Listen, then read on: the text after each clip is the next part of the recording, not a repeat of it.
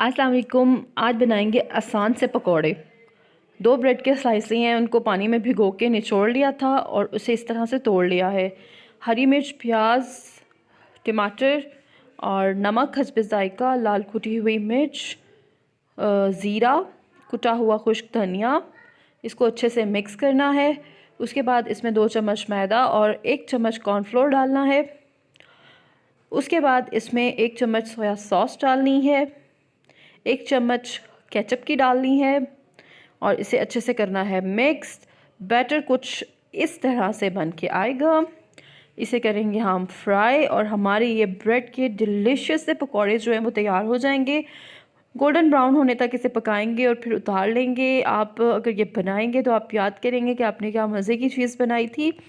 बहुत डिफरेंट, बहुत मज़े के ये ब्रेड के पकौड़े। सो ज़रूर ट्राई कीजिएगा और वीडियो को लाइक करते हुए जाइएगा।